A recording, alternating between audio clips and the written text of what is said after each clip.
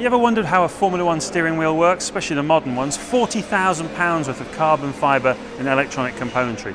This is Oliver Fairclough from the Lotus Electronics department who's going to explain it to us. So let's take us through. These left ones here, they're quite interesting, aren't they? What's that? Okay, the rotary dials on the front are for various map positions, so the driver can adjust the behaviour of the car. These three on the left are for the differential at the rear of the car, so that you can adjust the balance of the car through the corners. So obviously we break that up into corner entry, middle of the corner and the corner exit. We've colour-coded the dials for wet and dry settings, and obviously if the driver has a bit of understeer, for example, going into the corner, he would adjust the entry dial, and obviously on exit he can adjust that. And they leave them set, do they, for the whole lap? He will probably play with it a few times during a session. Perhaps as the tyres go off he may wish to adjust the balance of the car, or if there's been an aero change in a pit stop, he may wish to adjust it. So just stopping there, what changes do you make? So let's say you've got understeer, how would you change something on here? Well, if you've got understeer, you need to open up the diff at the rear. So you'd probably, from a higher position, you'd probably slacken it off a bit. Right. And obviously vice versa at the rear. This wing one, what's that all about? You're not supposed to ask me that one. We've got the pit limiter button. Does he keep his finger on it all the time? No, it's just simply press it once and a series of lights go off on the dash to indicate to the driver that it's been turned on. And obviously as he crosses the line, as he leaves the pit lane, press it again to disengage it. We've got the neutral button. So obviously from first gear to neutral, he just simply presses that as he comes into the box. Pit confirm, so when the driver's out on the circuit, we get the confirmation that he's going to come in, so we're all ready.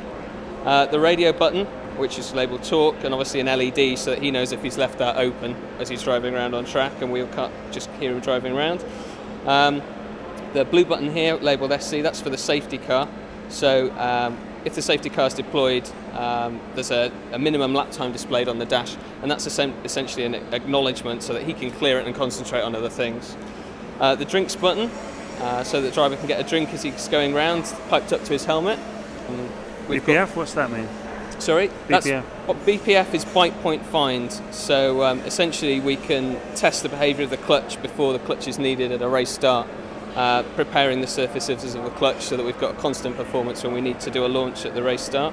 We've got a tyre rotary here, so the three different tyres that we use, slicks, intermediates and wets, colour-coded, and the final segment is just simply to turn the rear light on. And what does that actually do though? What is it? The positions that we have within each segment are for throttle maps. Oh wow. And then outside of that, when you change tyres, for example, the rolling radius of the tyre changes between slicks and wets, so we need to compensate for the wheel speed, otherwise the calculations go out for things like control of the differential and everything. So if he changes tyres in a pit stop, he needs to remember to move to the other tyre position.